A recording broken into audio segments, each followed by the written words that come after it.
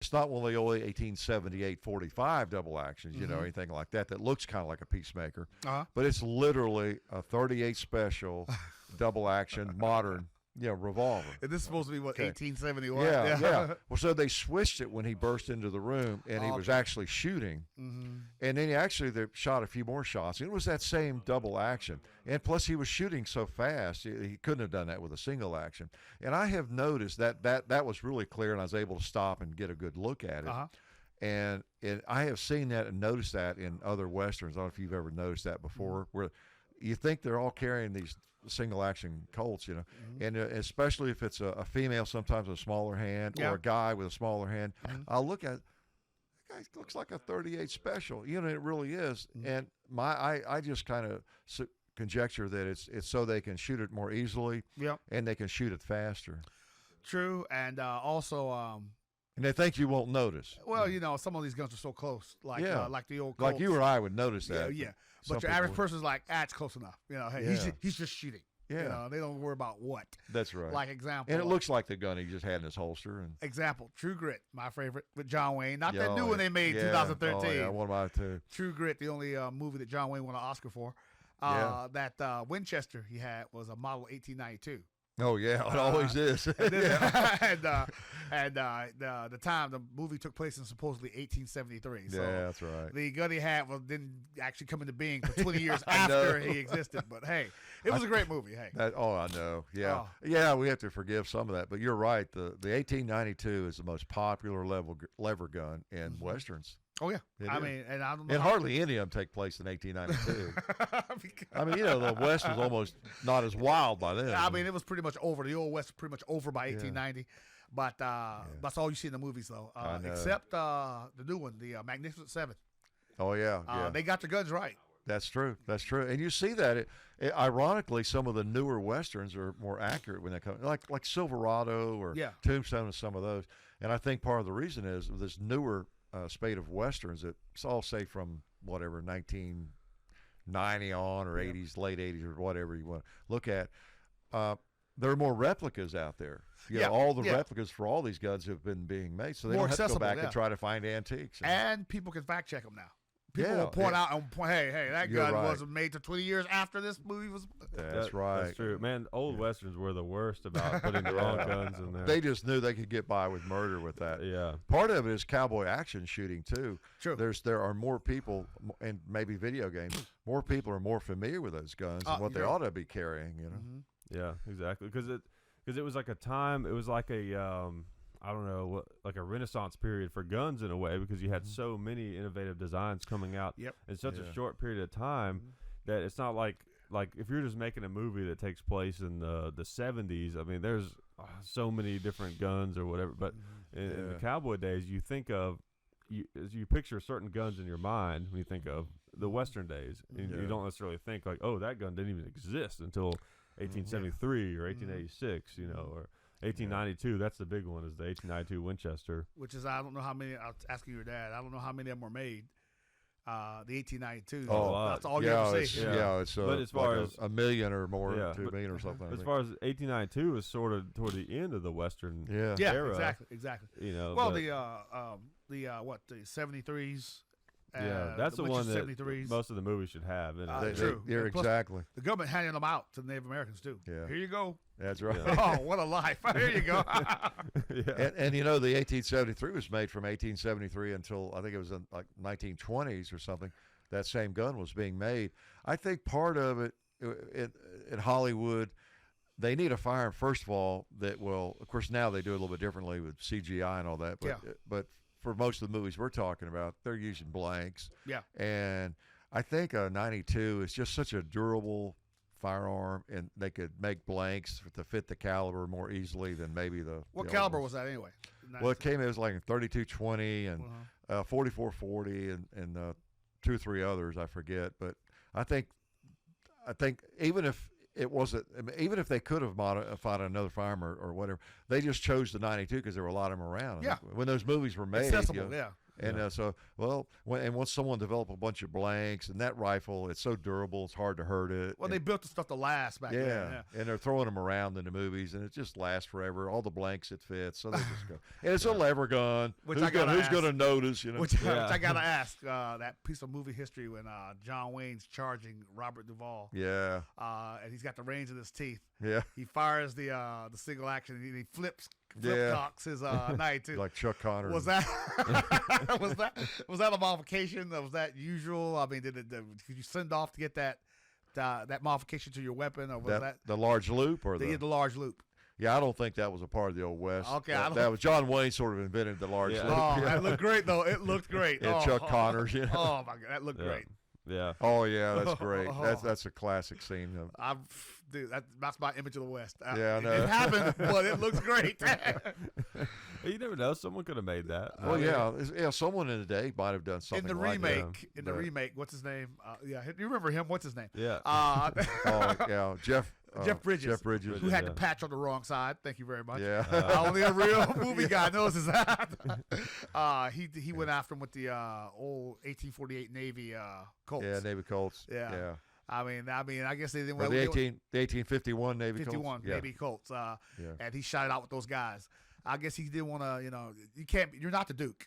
Yeah, you're not the right. Duke. I mean, so I guess look, I'm not going to be John Wayne, so I'm going to make my own imprint. Yeah, doing a remake of a John Wayne movie is that's risky. Pretty risky. Yeah, because everybody thinks that John Wayne was better, and he was. Yeah.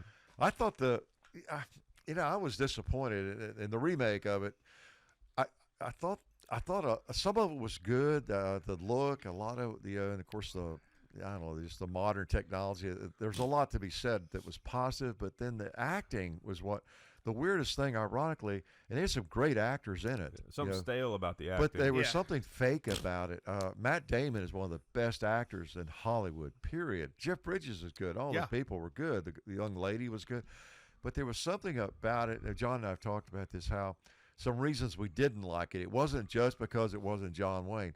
It was all a little stilted and stiff. It was like they tried to, okay, we got this movie. It'll take us 6 months to film it, but guess what? We need to do it in 3 weeks. It was kind of like that or something, wasn't it? I think they stuck closer to the book. But the actors didn't necessarily pull off the language was different back then. They didn't pull it off. Yeah. Matt Damon, who's usually excellent at that kind of thing. I think maybe some of it they were overdoing, like the overacting or something. Yeah, overdoing the trying to talk like how someone would in the West. In the 19th century, yeah. Where like in the older Westerns, people just kind of talk to that's going to be harder, I think, as time goes on. Modern actors trying to talk like someone from 100 or 200 years ago, because it's like people talk a lot different now with all different slang and social media and all this kind of stuff. Like trying to talk Shakespeare's English now. Right, exactly. But like in the 1960s, it's like that people talk that different from, I don't know. And maybe that's part of the problem with Matt Damon. He is he is so good at assuming any role, and he's from Boston. He just was kind of out of his element, just trying to be a regular guy or something. I don't know. Yeah. You keep expecting Jason Bourne, 226, and start shooting bad guys. It was like he was trying to, like you say, he was trying to affect some accent or be a kind of a special kind of character that didn't come off or something. I don't know. And Glenn Campbell, where wasn't necessarily an actor, he did a great job. I thought he did, And that movie is so iconic that we can't really see anybody else in those roles except the people. Kim Darby, I bet you didn't think I knew her name. Kim Darby, Glenn Campbell, and John Wayne. We can't really see anybody else doing that movie. I think that was just in general a bad choice of a reboot. It was. Yeah. It was. You know what? Let's see. Let's reboot a movie. I know, a John Wayne movie. That's right. Where he got an Oscar. Yeah. Come on. As a little aside, one of my students auditioned for that part of Mattie Ross. Oh, okay. And I thought she had been perfect. In fact, I think she's the one that's how I found out that it was even going to exist. The remake was going to happen, because she was in 7th grade, and she was, talking about it, and she had to be gone 1 week or something like that. She didn't get it. She didn't make it even near I thought she'd been great. Yeah. As it turned out, it would have been a better movie with her. But a little bit long too. Yeah. They were a little bit long. No offense. And it ended kind of on a down note, like the original. Like it ended very cool, where they're at the cemetery, and he jumps the 3-rail fence, just like you to get a tall horse. I've seen it that many times. Yeah, but it was just like I don't know, it had such a fitting end, But then in the new one, it's like she lost her arm, and he's dead. They go to the funeral. He was a vagrant. Now she's real sad. Now I'm bummed out from seeing this. But when the Duke did it, he jumped that 3-rail fence. Come see an old man sometime. He jumped that fence. I'm like, let's go. Get out your single arm reaction. Let's open carry him. Those John Wayne movies are great. You probably have the same problem I have. I've seen all of them so many times over the years. Grew up watching them with my dad, and I've watched them. I probably got them all on DVD somewhere. VHS. That it's VHS too. No, I was always a reel. Laserdisc. No, what's the other VHS versus Blu-ray? Beta. Beta, yeah. No, I'm a Beta guy, yeah. I still got my Beta player. That it's if I'm going to watch a Western, like on a Saturday, so I'm going to, from the collection. Of course, they have the Westerns channel and all that, but I rarely pull out a John Wayne movie. I've seen them so much, and I don't know. There's always time for a John Wayne movie. Yeah, I know. Fort Apache, the Horse Soldiers. Oh. That's good. God. They wear some of them out on the TV runs of the networks, like the Western Channel the same way. They'll get like the Horse Soldiers is playing this month, and every time you check what's on, the Horse Soldiers, the Horse. Yeah. I'll be looking for something to record, and sometimes it'll be a late one at night running, and I'll see what's going to run if I want to record it. It's that same movie for 3 months. Wait, Stagecoach was his first movie, right? Right, it wasn't it? Yeah, I think so. He played Ringo. Yeah.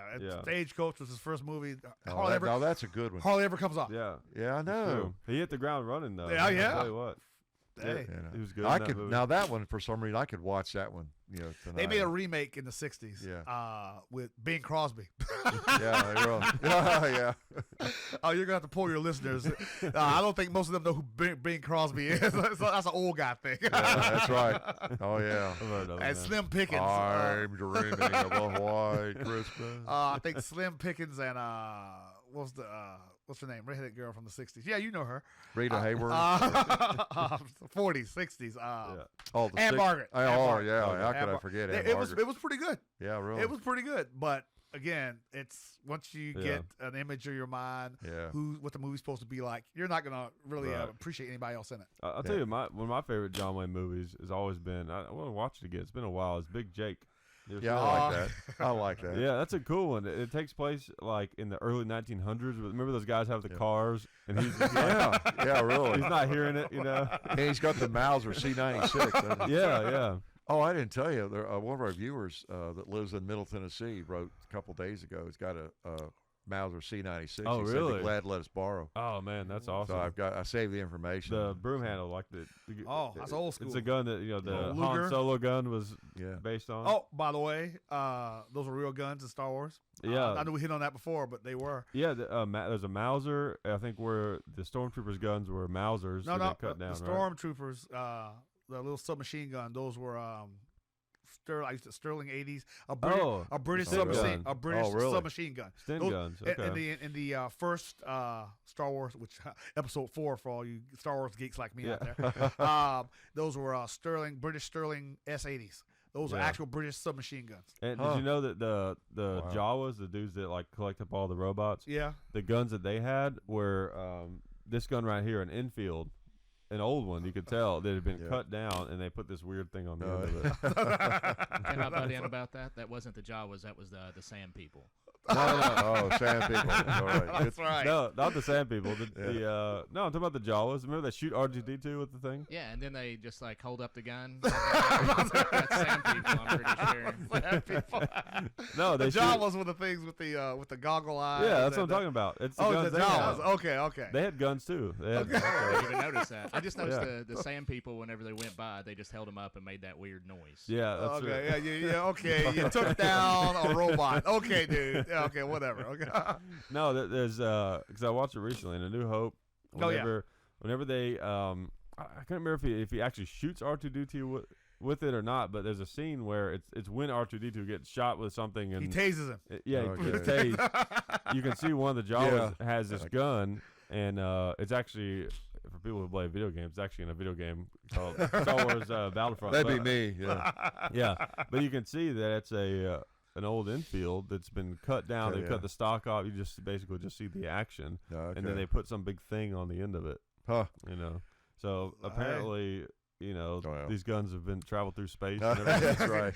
Yeah, like the stormtrooper walks through the what's the name of the village in Tatooine before that that the hangar where the Millennium Falcon was. I'm sure one of your fans. Sure, the stormtroopers carrying a MG-34. Oh, that's Full right. size Oh, MG. wow. Only thing missing was the belt ammunition across. I'm like, hey, you know, at the time when I was a kid, I was like, cool gun. Now I'm like, German World War II machine gun. Yeah, all right, I got it. It's funny how clearly the Empire is the Nazis. I'm sure Lucas meant that when he started off. Yeah. I mean, down to like the uniforms and everything. I mean, the helmets of the stormtroopers. I mean, hey, they can't shoot though. They True, can't shoot. I mean, all that blasting can't hit the broadside of a barn. Yeah. Right. What the hey? Come on, dudes. I know. Okay, we gotta get back to the range. Okay. Yeah. We're gonna start from square one. Yeah. This is a gun. Don't flinch. Squeeze the trigger. Don't jerk it. Yeah. We gotta go back to square one. So, That's right. Yeah. I know they didn't have stocks on their guns. You know. which it makes it extra hard to shoot. Speaking of that, well, this has a stock. Okay. Yeah. It Kinda. does. Yeah. Yeah. Exactly. You still have to see the new Star Wars movie. You haven't seen it. No, you guys lose me on Star Wars. I mean, I've seen most of them, I guess. But Yeah. I'm not a huge fan of Star Wars. I don't know. It's odd. I can never get like really connected. I've gone with you, and we've gone, and I almost fall asleep watching it. It's odd. I'm not sure what it is about that genre. Yeah. I think it's a generational thing because see, like, Well, even when I was younger, I went to see them, in the 70s. The first one was at 70s or 80s? 77. 70, yeah, because I remember my students, I was teaching then too, different incarnation of teaching, and my students, had seen it like 13 times and 18 times, and I thought, well, I need to see it once at least, and I liked it all right, but I just didn't. I failed to become as enamored with it as both. And to this day, I'm the same way. I can take it or leave it. I don't know why that is. I think what it is. This is my theory, at least. Is you're wearing a Star Wars shirt. So it's not really just old man theory because I was the same way. No. I'm not saying like it's not. It doesn't have anything to do with your actual age in the sense of like it's. What my theory is that. So like it depends on what you grew up watching on TV, right? So you grew up watching westerns, and there's people who are a little bit younger than you, and I think there was sci-fi on probably even when you were a kid. But I wasn't crazy about some of the. I was a Rod Serling sci-fi. Oh, I love that kind of stuff. But not the. But like the science fiction, like Star Trek stuff, came I think a little bit later.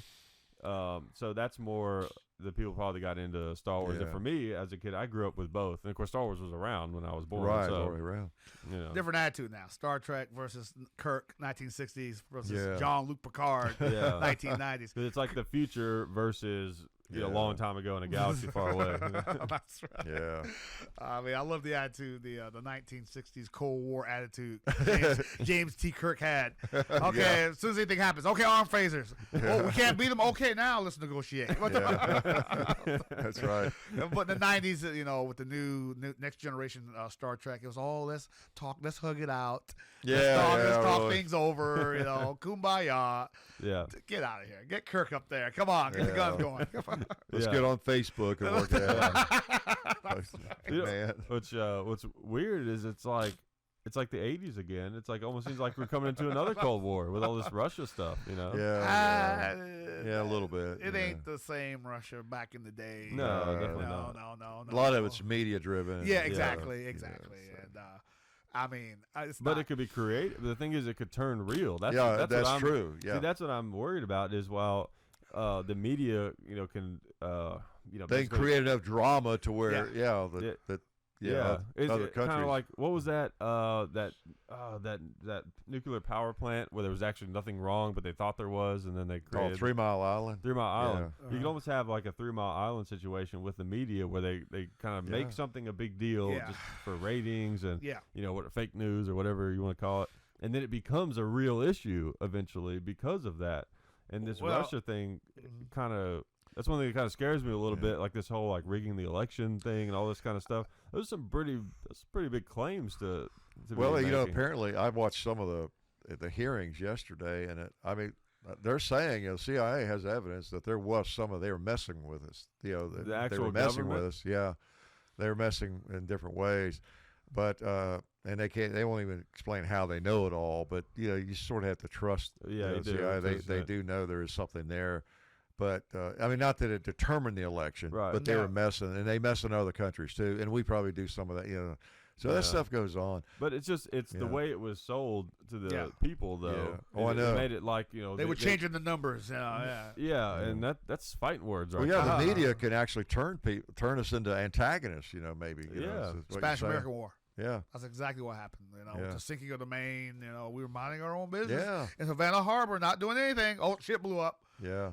We got to go down there, by God, and plant the flag. And then we conquered Cuba. Yeah. We got the Philippines and Puerto Rico of it though. Good trade. Good trade. Hey.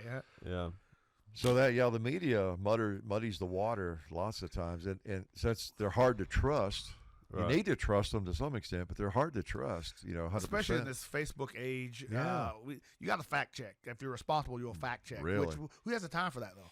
Yeah. I mean, with Facebook, you don't know what's fake and what's real. Yeah. Like the headline, people talk about people just make opinions based on headlines that they read. Yeah. Which that's easy to do. You read the headline, you're like, oh, what is it? But I try to at least be like, okay, I'm either going to choose to not care or be interested in that or actually look into it, I mean, you got to be careful. Again, considering in this multimedia world we live in, you have to be careful because you just don't know. And you have so many media sources, almost all of them now. They've got 24 hours to fill. Even on the internet, they've got to get clicks to stay viable and just to be meaningful at all. And so they're doing everything they can to get clicks. And then the TV news, whatever channel it is, cable, network, or anything, well, network's not on 24/7 necessarily, but they've got a lot of hours to fill. Yeah, and the nature of news is, or any show is, we need to get viewers and be dramatic, and we need to make things seem really important every minute of the day, to keep people watching, even if it isn't. Yeah. And so are there really 24 hours worth of extremely important things going on? Yeah. And well, they can make it important. Yeah, and they can actually make, I think, viewers, mindless viewers, think that something's important. This is not important at all, really. Yeah, like the stories you see every so often about like a large number of birds or fish dying. Yeah. That's another one that the media just kind of every now and then they'll pop that one up. Something else is going to kill you. And if like I was watching something on YouTube and some scientist was talking about it, and it's like that happens. That's always happens. There are large numbers of birds and fish that die for various reasons, and it's like, you see that on the news. It's like birds and fish are dying. It's like, oh man, it's the first sign of the apocalypse. And what about the children? Yeah. What about the children? Oh my God. Oh my God. Yeah, like on Fox News, those stories about like, oh, this great honor student was kicked out of school for wearing an American flag T-shirt, or the kid with the that made the clock that looked like a bomb. Yeah. And it looked like a bomb. It did. It did. Yeah, it did. Like a bomb to me. I mean, or it could have been. And they're like, "Why are you giving the with Dallas, right? Yeah. Where are you giving the Dallas school system all this flack? Hey, it looked just like a bomb. I called the police. It didn't have anything to do with he was Arabic. It didn't have anything to do with that. Yeah, nothing at all. It's like I know it was when the story first came out. You heard like, oh, this Arabic kid got kicked out of school for making a clock. They said it was a bomb. Yeah. And then you kind of go like, oh, that sounds like a little bit of racism. And then the picture gets leaked. You're like, hey, that's a bomb. Yeah. That's right. Yeah. And then the school system, which stood up for the teacher, thank God. Yeah. And said, hey, what if we hadn't have done anything? Yeah. You'd be on us for not calling them. Oh, yeah, really. So what happened to the days of, sure my age, Walter Cronkite. Okay, people at home, Google who he is. Walter, the guy, he sat there. There was no flash, no CGI. He sat there reading the news, and you saw behind him a bunch of guys on phones. That's right. Making notes, handing them to him. Like receiving telegraphs. Here, Walter, say this. Yeah. Yeah. Somebody's calling in from Bangladesh. Hey, this just happened. Yeah. The guy will scribble a note, hand it to him. But people trusted him. People say, "Oh, okay, hey, this guy's for real. This guy's authoritative." Yeah. I think it'd be great if you had like 24-hour news where like there's just some guy sitting at a desk in different shifts. And when there's nothing to report, they just talk about just anything. Yeah, like really. here. Yeah. But there was you got news at 5 and 11 was 11. Whoa, my God. Yeah. Yeah. But you got news once or twice a day. That was it. I know. And I was just thinking this week, in a way, it would be better almost if we could go back to that and have 30 minutes a day, like when I grew up. You grew up most. That was the news. Yeah. And even if it is slanted, if it's extremely conservative or extremely liberal, whatever it is, they're trying to make whatever they may have an agenda. And I guess they've always had an agenda. I just didn't realize it when I was younger. But if it's squeezed into 30 minutes, at least you're getting probably most of the stuff that's going on around the world. It might be newsworthy. You know, it might actually be newsworthy because they still have time to dramatize stuff to make it seem important, at least as much. You know, the station again, showing the world that we live in now. The station was out of Columbus, Georgia. Don't remember the call sign, but I remember they had this guy in this plaid jacket. And I had a gold tie, and he's doing the weather. He's doing the weather, and the weather. He's drawing it. He's drawing a diagram of a chalkboard. Here's Tennessee. Here are these clouds coming in. Yeah. That's what he would do. He would draw a cloud. Okay, it's raining in Texas. He'd draw a cloud over Texas with lines coming out of the cloud. Rain over Texas. Okay, there's frost, and he'd draw a little snowflake here. And he says, and that's the weather. There and he'd throw the chalk up in the air and catch it. And then when I was a kid, it came back. If he caught it, it was going to rain the next day. If he missed it, I remember that. It was, and the weather radar was the old circular black and white screen. Yeah. You know, and going around the circle. I remember that. If you saw a cloud, it's cloudy. If you didn't, it's sunny. That was and that was great. We all got by just fine with that information. Yeah. I know, and part of the 24-hour news is it makes you feel like 24 hours you have to be concerned about it. Where if it was like 30 minutes, like, okay, I've worried about the goings on in the world now, I'll just go on with my day. Well, and you and I have talked about this through the years too. The thing is, those people that are on CNN or Fox or any of the channels, they are practiced and trained, and they are not hired unless they can make things that are meaningless seem meaningful, you know? And it's like we talked about, like if you're a preacher, evangelist or something, you're the inflection and how you say things. That's your job to make things, to get the point across as best you can and to make people think this is real or it's not real or whatever. To be convincing is what I'm trying to say. To be convincing, whether you're preaching or you're delivering the news or whatever, the inflection, the way you speak. And I don't know, I've never been good at that, but I've always been a little bit of a student of it. And I enjoy watching people, listening to people who are really good at that. And I used to talk about that in classes sometimes, whether it's a commercial, someone's trying to sell you something, or it's the news, which they are trying to sell you something. What they're trying to sell you, even if it's real news, they're trying to sell you the fact that this is really important, and you need to be hanging on every word I say. It's like on a scientific level almost the way they like deliver they're naming they're just masters at it. They're really pros. Like naming the storms, the winter storms.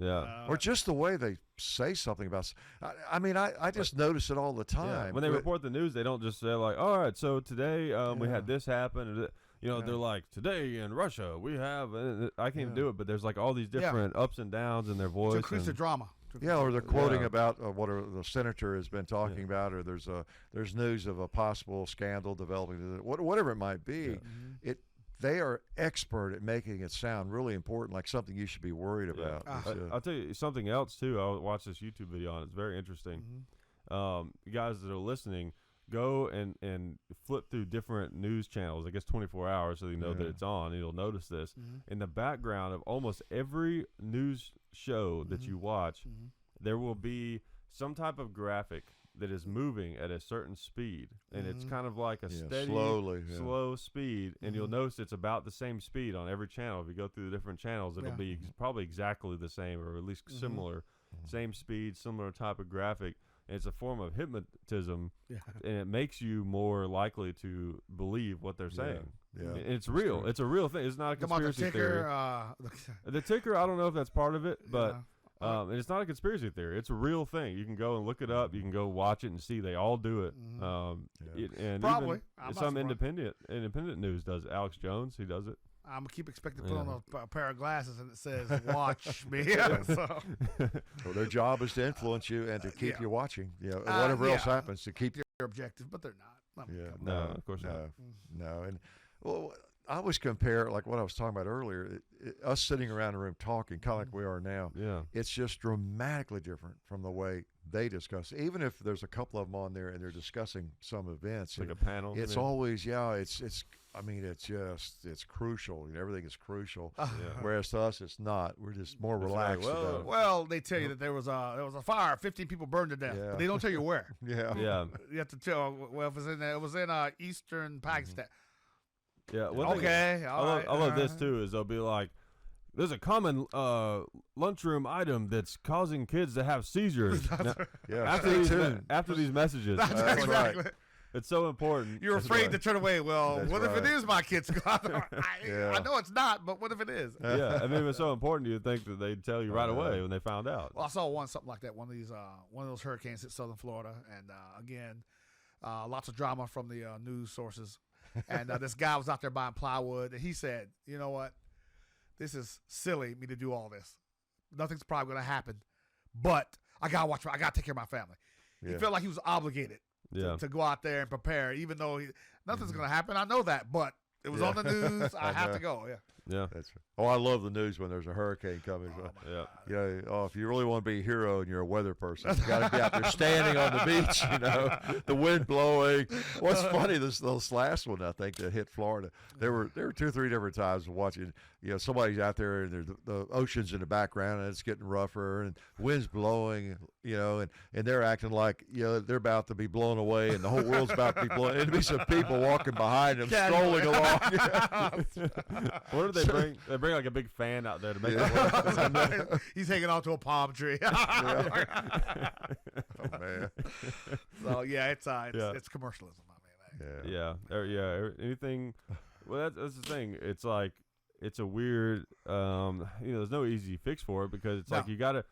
For them to be able to afford to give you this information or that you want or this entertainment that you want, they have to be getting paid somehow. Which I've heard that the news agencies have fired back saying, yes, do we sensationalize? Possibly. Yeah. But at the same time, if we do thoughtful, meaningful stories, you say we're boring. That's right. That's right. We're boring.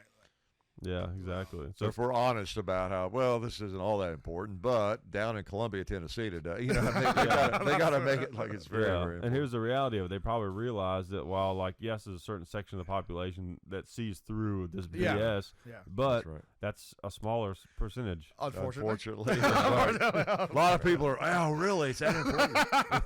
Did you Their see eyes that? are hanging out. Wow. Yeah, exactly. Well, I think and that's qualified by the fact that we see some of these reality shows. Yeah. I'm not going to name them because I don't want anybody to get upset. But some of these reality shows that people think are real. Oh, yeah. Oh, come on, dude. Relax. Come on. Yeah, there's not much real. Yeah, we've talked with people who've been in those. Pawn Stars is all fake and set up. What? People don't come in there with these ancient heirlooms? Yeah. I got Lincoln's hairbrush. Which I will say Pawn Stars is, even though it's fake, it's still interesting. I wish they would cool it on all the banter, the fake banter between the employees and stuff.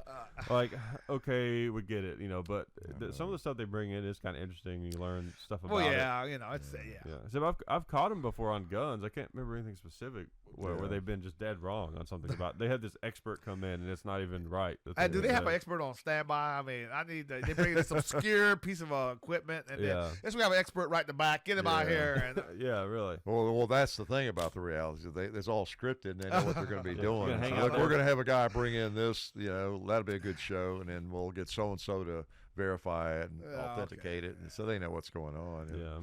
But it's fun to see someone though just decimated. They bring in something and they're like, I'm trying to get 60,000 out of this, and it's like, that's worth about 600. Maybe. I'm being generous.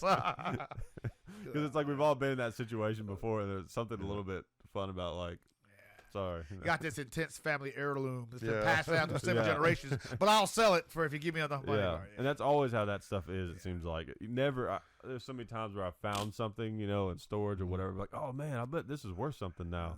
You look it up, nope. Yep, worth $2. Yeah, kind of like the genealogy thing. Somebody you're always related to some famous guy. Yeah, that's right. It's never a Joe the Wino that was outside of D.C. and that's right. it's 1842. It's never that guy. Yeah, that's right. Yeah. Like it's always some king or queen. Thomas Jefferson's third cut. Yeah, whatever. Get out of here. Yeah, whatever. Yeah, like I was. I don't know, it was a few months ago. I got a storage unit. I tell my wife, I call it my hoarder's license. That's right. So it's like I'm not cluttering up the house. I can just have stuff I'm not sure if I want to throw away yet or not.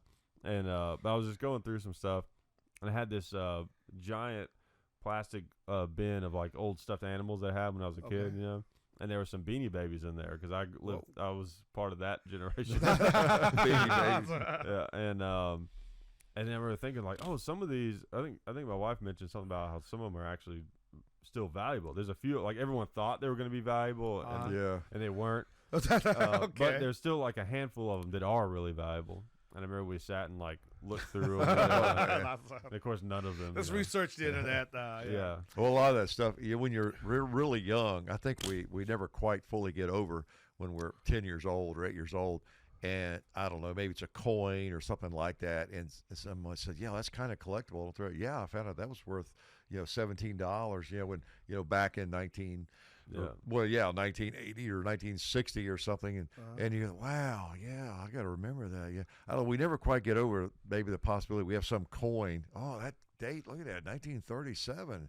Oh, that might be worth real money. I better hang on. And you check it out. Yeah, it's worth something. It's worth $7.80. Not what you think. Yeah, it's not what it's just not a lot of money. A lot of times the emotional value is more. Than what's worth. Like my old man, I got some invasion money from Normandy in 1944. Oh, that's cool. Some guy said, "Yeah, I'll buy from you." Nope.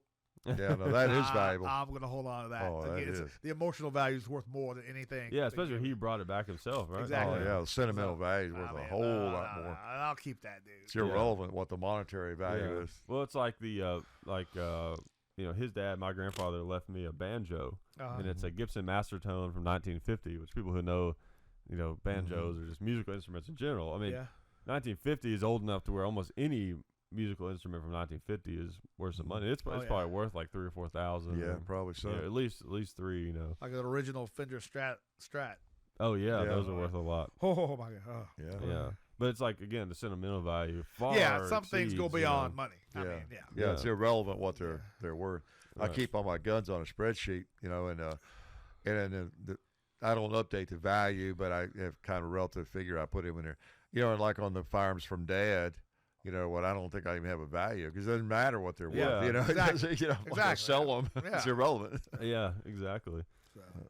Guns. Well, with collectible and valuable things in general, typically what makes it valuable is, well, of course, you have to have demand, but on top of demand, a small number of them, and then also no one knew it was going to be collectible. Yeah. So that's always the thing. It's always something you never would have expected. That's right. Yeah. So the things you say, well, I'm going to save this and save all this junk, for later it'll be more valuable. It almost never is. Yeah, exactly. But you never know what people are going to find valuable 20 years from now. That's right. Yeah, exactly. Like, well, I remember it's not like you'd be rich or something if you'd done it, but I remember when the Mosins were hitting and gun shops were just full of crates of them. I remember telling Dad, be like, you ought to buy it because it was like 10 in a crate. Yeah. So it'd be like $1,000. You could probably get a deal on it. I remember telling you, like, you should buy a crate of those because, they'll be worth more down the road, which if you had done that, that's kind of a hassle. And where are you going to keep them? Where are you going to store them? Take care of them. And then whoop-de-doo, you made $1,000. That was 10 years. If you had done that, you probably could make about $1,500 or $2,000. Yeah. But then again, that was, how long ago was that? That was like 7. Yeah. How many years? That was like 5 or 6 years ago. Whatever. But still, you never know. That might not have happened. So. Yeah, I saw years ago, back in the last century. I love saying that. Back in the last century, when I was when even a teenager, this guy had a original World War II M1 Garand. from 1941, and he was selling it for $210. Oh yeah. And I was like, $210. That's right. Yeah. If I only knew. Yeah. Now they're 1,000, I guess. Yeah, for a good An original average. World War II Garand, and he only won $200 for it. Yeah. Yeah. I probably could have talked him down to 150. Yeah, the good ones start at like 1,000 now. I mean, oh my God. Yeah. Oh. Yeah, Give me they a time. run more. That's one time I would get that time machine we talked about. Go That's back. right, yeah. Go back. Okay, dude. Yeah. Here's your money. Here, give it to me. Yeah, I'm gonna do some gambling first. I though. got some quick investing. There's this guy out in Washington called what's his name? Jobs. Yeah. Yeah. Quick investment. Okay, all right. Yeah. Invest in that Apple company. Some guy in the garage. Fruit company, yeah. That's right. That's what he said. What was that Forrest Gump? Yeah, he's like, invest in some fruit. He's Was like, it Yahoo, wasn't it? Or was that Apple? Apple, yeah. Now I don't have to worry about money anymore. Lieutenant Dan called me and said he got some money from this fruit company. Yeah, that's right. That's funny. one less thing. One less thing to worry about. Yeah. I'll tell you, they hit the nail on the head with and there was that was Tropic Thunder. It was an okay movie, but it had one of the greatest, I think, comedy scenes ever in it. When they're talking about you never go full retard, and it's a bunch of actors. So it's a movie about these actors that are supposed to be doing this Vietnam movie. Yeah. And they're out there like, the producer or whatever is tired of them being like whiny babies, so you like makes them go out there in the jungle. Yeah. And at one point, one of them is talking about how like it's because one of the actors played a mentally challenged person in a movie. Ben Stiller. Right, and he is talking about Sybil Jack. Yeah. And I haven't seen that. It's a fake movie. It's not a real movie. It's a movie in the movie. It's a movie about a movie. Yeah. I haven't seen the Tropic Thunder. Oh, okay. I know.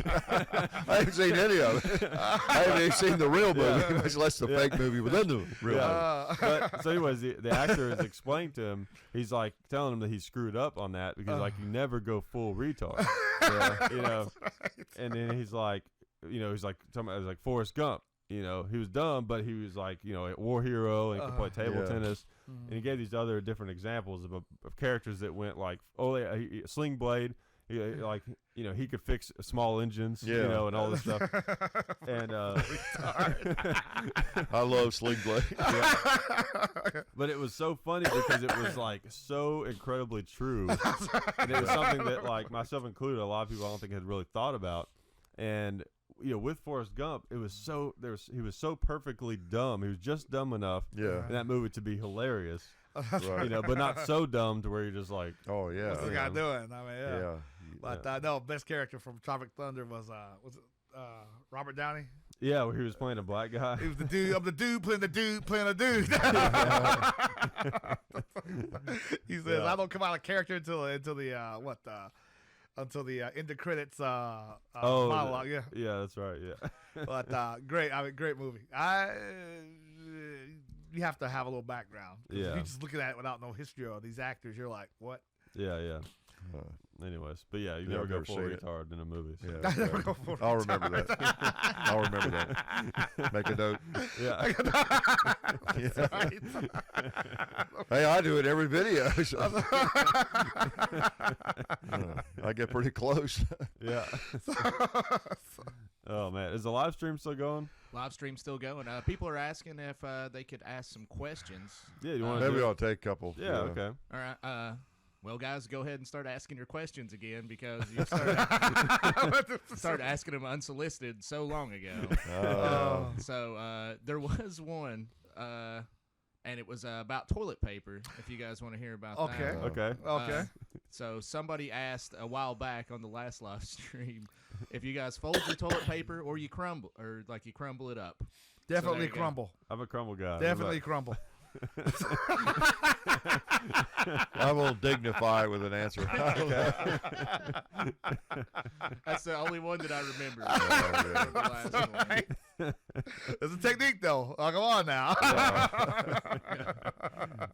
feel like that was like a good lesson in what the internet is. Yeah, really. Yes. Oh, absolutely. We said about dudes in basements. That's right. Yeah. That's a guy sitting in his basement in his underwear eating a pizza. He's dribbling cheese on the keyboard. he saw that video of you shooting the Uzi on the bicycle. It's like, I wonder how he does his toilet paper. That's right. That's right. Wow. Oh man, that's crazy how widespread that clip has been. When we had the idea to do that, to go out and film a bunch of the drive-by things with that Uzi. And I had to say, I knew that the bicycle one was special though. I had to say, like when we did I thought it'd be cool if we could do it, but I didn't know. I don't. You never know. I didn't know it was going to be like that, but I knew that would be people's favorites probably. Yeah. Of that. Well, and the tractor one was cool. Yeah, the tractor is actually more fun than the bicycle. The bicycle is difficult to handle. Like that thing is light compared to the real Uzi, the full size Uzi. To handle the bike on semi-rough ground, not on the road. And be able to handle that. Because as I've told people, the Uzi actually caused the bicycle to veer to the left. Yeah, like shooting a minigun in a helicopter. Yeah, it really did as it was happening. It didn't try to push me over. Yeah, it just the bike. It'd be like if you're just riding a bicycle and all of a sudden it's going that way. It was really weird. But I knew it'd run out before it went too far. We got any questions now coming? Yeah. Here's one. Somebody's asking John and Derrick if they'd like to try Metal Gear Solid on the PlayStation. Would you guys? They were asking a lot of questions until I said the floor is open, and then they stopped. Oh man, they choked under pressure. Man. Metal Gear. I never played that. Never played that one. Call of Duty, man. Hey, Call of Duty. Yeah. All right. Not about monsters or no. Call of Duty. Yeah. All about shooting bad guys. Yeah, which that's something that people have been wanting to see. If you got time to hang around, we'll have to. You have to try Battlefield 1. We'll do like a video. I've heard.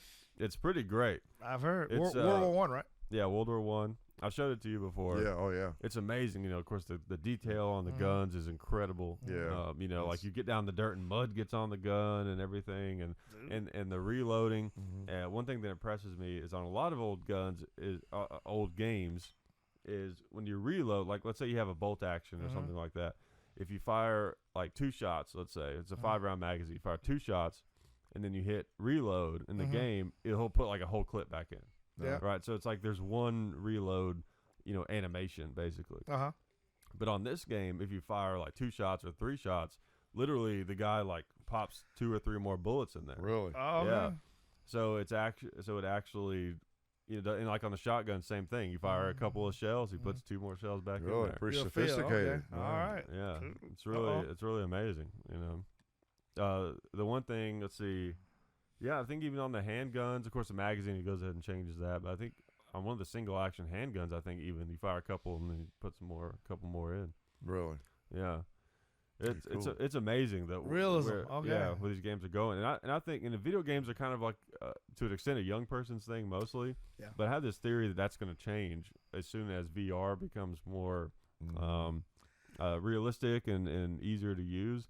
And I think this is my theory. I think it's going to be like computers. When computers first came around, it was something that took up like a whole room, and it was only it wasn't in everyone's home. It was only. Something. It was just people interested in technology. Yeah. It wasn't everybody. I couldn't get Dad to be interested in it, or your grandparents. Until it got easier, and then they saw the value in email. They could stay in touch with family in other states easily. And that kind of I think VR is already in the home. Is already like a home version of it that's fairly affordable that you can buy. Yeah. But I think it's just a kind of a theory, and I very easily could be totally wrong. But I think that it's actually going to go away from the home, and VR is going to get a lot better and a lot more involved. But it's going to be the kind of thing that you like go to like an arcade, like the holodeck. Yeah. Because as soon as someone figures out a way to have like a really really good VR system at whatever the cost, it's going to be so good that people would rather probably just go to a place and use it than use their like cheap version at home. If it's goes as far as we think, you're not gonna be able to have it in your house. You're gonna have to go to a building where it's like, hey, we're really sitting here. Yeah, I mean, like early video games. The arcade. You had to go to the arcade to play a video game, a good video game in the early days. I think it'll go back to that. Yeah. How awesome would it be if you could play like virtual paintball, kind of where it's like you go into this giant like warehouse, and they could even have like actual real physical barrier set up in there, and kind of like a marriage between like the game and actual reality and things you can touch. And you have like guns at least that you can hold, and maybe they feel like they recoil. And you stuff. guys ever been to that place south of Nashville called Quick Draw? It's a lot of police and other people go to train there. It's got actual weapons. You can hold rifles and handguns, big screen, and it puts you in different scenarios. And then it's a gunshot. That's pretty good. Seconds. It's Is it in a type building? Okay. And each and it has like 4 different studios, and wow. they have like 10, 12 programs they can run you through. Woodland, urban, hostage, SWAT, and again, shoot, no shoot situations. You're on a team, virtual, a video team, and you can play. 2 people can play at once, and you go in there, and if somebody. You're going down the hallway. I remember this one. You're going down the hallway in a building. There's a shooter down there somewhere. And you're going down the hallway. The tension builds up because you're sitting there and you're advancing down the hallway. And then someone runs out from one door to another one. If you shoot her, you're done because you just killed a civilian. And then one guy came out of the roof, and that's when I got off that was 4 rounds in 3 seconds. All hits. And it registers your hits, too. Okay. Is it the kind that has like the air compressor guns? So you get to feel a recoil and all that too. Remember we shot some of those at like NRA conventions? Yeah, we did. Stuff like that. That's really cool. Good training. It is. That is. It's, of course, no substitute for the real thing, but it's still like it's you're looking at a screen, but the gun feels real and everything. And plus the decision making. Bank robbery too. The bank robbery scenario was good. There's a 2 guys robbing the bank. Civilians everywhere. You have to talk to your partner. Hey, take the guy in the hat. I got the guy in the hoodie. As soon as he clears that door, we'll let him have it if he draws a weapon toward you. Yeah. And does he have a weapon, or is it a remote control? Right. If you just fire on somebody who was unarmed. Oh my God. That's right. Yeah, those are good because that's the. It's great training. Oh yes. Yeah, that's the toughest part of police work. Is, shoot, no shoot. Yeah. Any other questions back there? Favorite World War II submachine gun. What do you think, Dad? Favorite World War II submachine gun? Probably the Thompson. Yeah, right. That's mine too. Yeah. Grease gun close second, but Thompson. Grease gun. Yeah. The MP40 was really cool. Yeah, the MP40 was cool. I have to say. Yeah, that's a neat gun. It's heavy, but it's just like you can just lay those rounds in there wherever you want. But very controllable. Yeah, very controllable. Any other ones? Let me look around. You guys talk amongst yourselves. Okay. There was some ones I don't want to say. Yeah. Just interrupt us and ask. Yeah. If you it's guys a clean... are having a good conversation. So you I don't. You seen Hacksaw Ridge? No, not yet. I've heard it's really good. Grease gun. The good. Grease gun action. What's his name? Him again. The guy. He's Spider-Man. One of the main characters uses a grease gun very effectively. 45 caliber, close in. Yeah, really. Oh, yeah. Oh, okay. Well, that's right. We were going to see that. That thing will be on DVD for a long, probably. That's been. Was it still in the theater? Yeah. Okay, we need to see that. Yeah, maybe on the road. Yeah, it's supposed to be really good. Oh, it is very good. Very good. One thing about the grease gun that I never understood, and I haven't shot one enough to know, but so like the whole idea was they made that thing as cheap as possible. Yes, it was cheaper than a Thompson. Yeah, right, and you can just tell by looking at it. So the way that thing operates is the dust cover is basically your safety. Yeah. Essentially is how it works. And your bolt handle is literally a cutout in the bolt. So you gotta like stick your finger in the bolt and pull it back. Yeah. So the thing I don't understand is like that thing get hot. I mean, I know it's a big piece of metal, but that bolt's gotta get hot. And how are you gonna pull the bolt back when you've been firing that thing? I think it's meant to wear. You're gonna have to wear gloves to handle it, especially after extended firing. Yeah. Huh, I guess so. Seems like a bad design. Like, could have killed him, just put a little bit of a knob or something. Yeah, really. On there. Really. Hey, that costs more money, okay? Yeah. Try to save money here, all right? Man. Didn't I shoot one of those? Didn't we shoot one somewhere? Yeah, the Lucky Gunner machine gun shoot. It's the one that shot really slow. It's like very slow rate of fire. Yeah, it's not. Yeah, it's not. It's so fast. slow. You almost want semi-automatic so you can speed it up with your finger. Yeah, not slow. I remember that. Yeah. Wow. Oh. Yeah. God. What's what's the movie, the World War II movie that take all the ex-convicts and The Dirty Dozen. Dirty Dozen. Mm-hmm. They have grease guns in there, but they shoot fast for some reason. Hollywood. Yeah, Hollywood. Hollywood. Blanks are like that. Yeah. But I found out the Dirty Dozen really existed. Really? It was actually the Filthy 13. They were part of the 101st Airborne Division. They were a Pathfinder unit. They went in before everybody else, set up the LZs. They were very, what's the word I'm looking for? Wild, rough on the edges, because they went in, they took 50, 60, 70% casualties every time they went in. So they feel like, well, I need to do what these guys are saying when we're going to get knocked off anyway. Yeah. So, but they were effective. Wow. In the Army, you can buck the system as long as you're effective. And that's what they were. They were very effective, got the job done, took the most dangerous missions, and the Dirty Dozen was based off them. I could not believe it. Mm-hmm. So were they ex-cons or? No, they were just guys. They were just guys. Yeah, draftees. Hey, we're gonna get extra money, tough mission. The trade-off is the discipline kind of is back. They back off on the discipline. Yeah, give you a lot of freedom to do what you want as far as uniform, weapons, all that. But you're taking the most dangerous jobs. So, you kind of do what you want. You'll probably get killed. Yeah, but you do what you want. Yeah. Exactly. So while you're back here, okay, hey, we don't care if your hair ain't combed straight or if your hair ain't cut. Yeah. So okay. Oh, yeah. Well, I guess we'll probably wrap it up. If we yak too much, probably. Is there any other questions before we wrap it up? Here's one from Johnny B that I don't understand, so maybe you guys will. Will we see a CZ Scorpion SBR review? Oh, yeah, the new Scorpion. Yeah, well, maybe. At some point. Probably not an SBR. Yeah, probably not. I don't know. But, yeah, at some point. Never I know those are really popular. People like those. The new CZ. They do, don't they? Yeah, they're interesting. But all right, well, hey, this was fun. Hey, the live stream was somewhat successful. We had 2 segments, right? Yeah, well, it cut out at one point. Sorry about that. Yeah, they're aware of it, but they'll just hear us occasionally commenting about the live stream. That's right.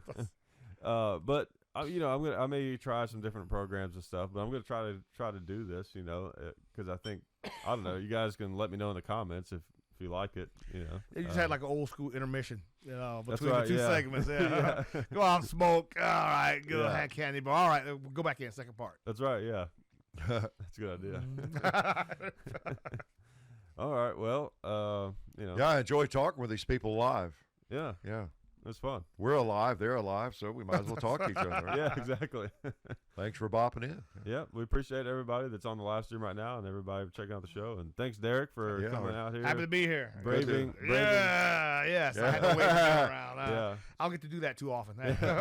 Braving the snow. Yeah, really. Mm-hmm. Yep. Good. All right. Well, we'll talk to you guys later. Out. Bye-bye. Okay. All right.